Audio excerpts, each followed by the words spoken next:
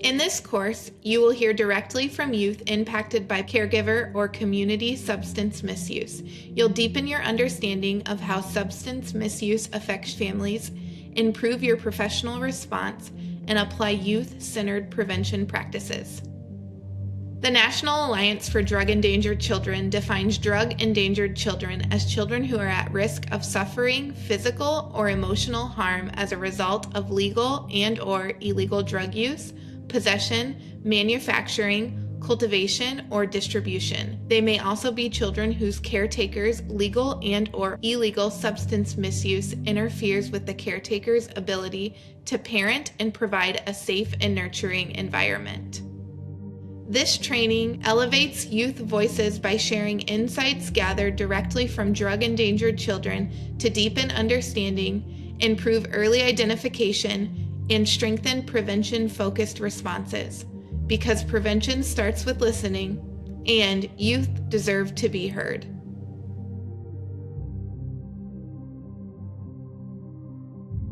I feel like that is what creates a connection. That builds the trust, that builds a child feeling seen, safe, and heard. I think it's important to include kids when people are talking about alcohol and drugs because kids are very vulnerable and very easily influenced. And when there are people using things, using substances around them, it's often easy for them to think that that's okay when it's really not.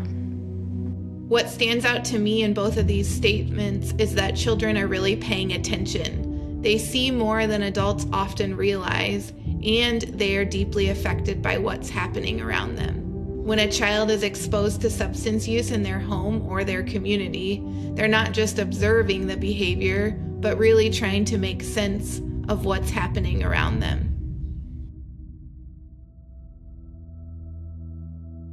I never really knew what was going to happen next, so it was very unpredictable, and nothing was really comfortable.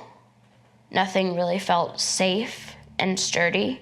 Alcohol and drugs, it's not just something that you take, it kind of takes you, and it takes you away from everything else, and that includes the children in the environment and everything, I guess. And when there's nobody to take care of children, then yeah, that's neglect.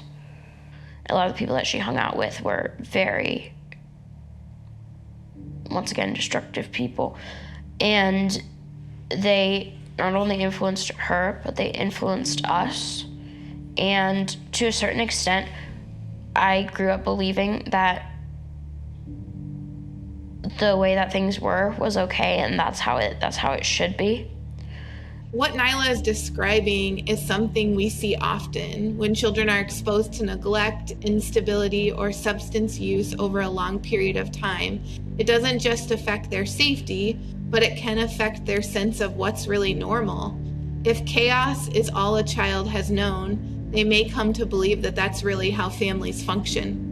I think part of our role as caring adults and professionals is helping children see that they deserve consistency, safety, and healthy relationships.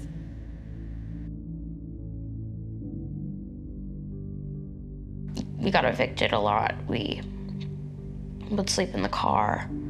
You're in survival mode, and there's not really time to be scared. But when you sit back and you process it, that's when the emotions really, really get to you. And you realize that was not a good situation to be in. Our Mimi was not fit to be a parent at that time, and somebody had to do it. And even though I didn't exactly recognize what it was, I knew that something had to be done. So I did all that I could to try. Not having to be my sister's caretaker was and still is something that I struggle with every day. I can get into a lot of trouble, very angry and yelling and all of that stuff, and now it comes off as disrespect. It is so hard for me to trust people. Oh, because everybody that I have trusted, I've loved. I've loved everybody that I've trusted. And everybody that I thought that I loved and trusted screwed me over. Or what didn't show up in a way that I needed them to. I went through trauma and I went through things, and that is what led me to using substances. I didn't know any other way to cope. With my second foster family, I would get in lots of trouble for acting any sort of way, acting out, expressing my emotions in a way that wasn't convenient for the parental figures there. When I would act out, it would either be to try to articulate my feelings and let the parental figures that I was living with know that I was not in a good place at that moment in time, or it would be because I had kept all my feelings bottled up and they exploded. What stands out to me is that many of these behaviors are survival responses. Children who have experienced instability, neglect, and trauma are often carrying responsibilities and emotions far beyond their years. What adults may see as anger, disrespect, or acting out is frequently a child trying to communicate pain, fear, stress, perhaps unmet needs. When we understand the story behind the behavior, we can respond with support rather than punishment. It's such a case-by-case and student-by-student basis, but students who have experienced trauma, it takes years of professional work and healthy, consistent relationships to work through what they have experienced.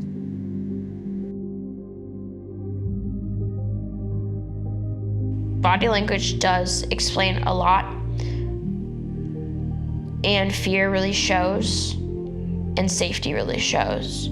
So depending on how a kid is maybe sitting, or if they're fidgeting, or if they're looking around everywhere, or paranoid or something, that can really tell you a lot without using any words.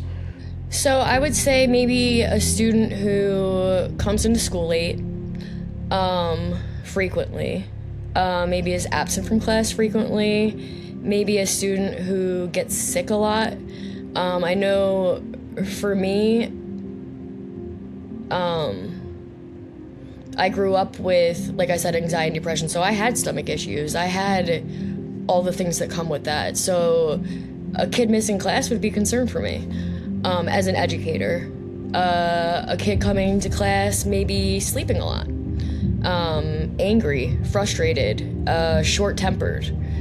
I appreciate these young people telling us exactly what they wish adults would notice.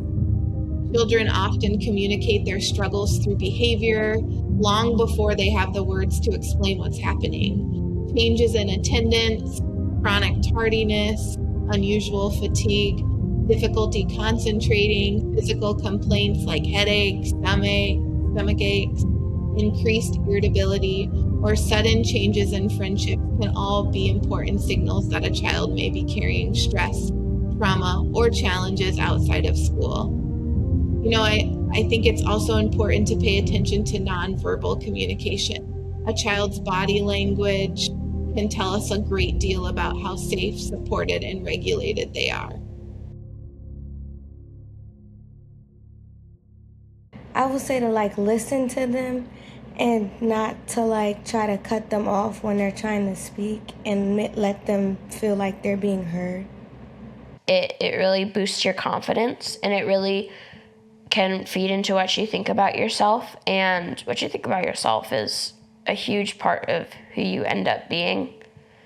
And when other people can contribute to that, it can create some great things.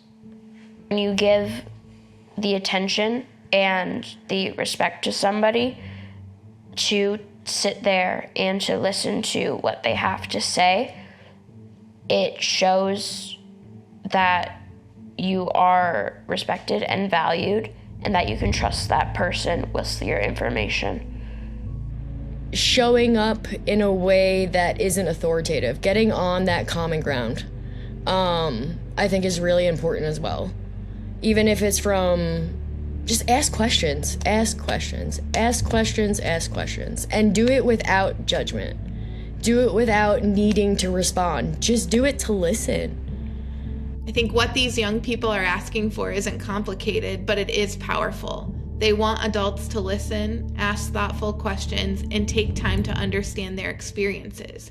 Too often, we just focus on the behavior, the crisis, or the adult circumstances, and we miss the child's perspective.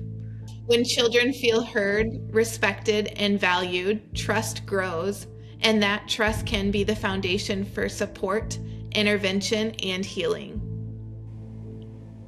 I wish that they had, like the people in charge, had paid closer attention and given us more thought and more consideration, and didn't come by just when they were called. I just wish people would have asked me more than, "Are you okay?" I wish they would have dug a little deeper, because that's really what would have saved us a lot of trauma, I guess. I go back to, we have to ask beyond, "Are you okay?" Those deeper questions provide opportunity for students and kids to share their perspective on what's happening in their world. It's easy to provide a response of, "I'm fine, I'm okay," but when you continue to ask those open-ended questions, it provides an opportunity to gather more critical information. One thing I would add, as professionals, we can't be everyone for everybody. And what I mean by that is, sometimes you may not be the best professional to gather the information. I think of educators at school sending students to the school counselor. And while they are equipped, and that is their role, sometimes students have a better relationship with their classroom teacher or the PE teacher or the bus driver. So just knowing that you don't always have to be the professional to gather all the information to intervene and provide support for that student. I'd like them to just look with a little bit more empathy and more sympathy. And I'd like them to see people for who they are, and that's people. And children are also people. And it's very important to hear every side of every story.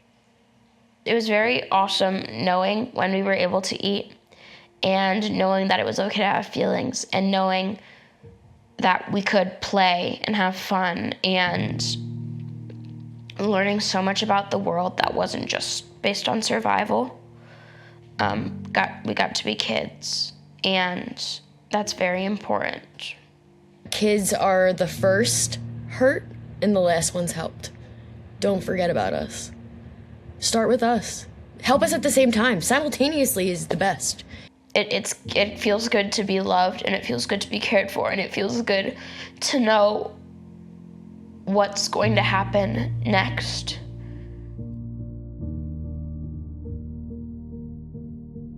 Youth voices remind us that prevention is relational.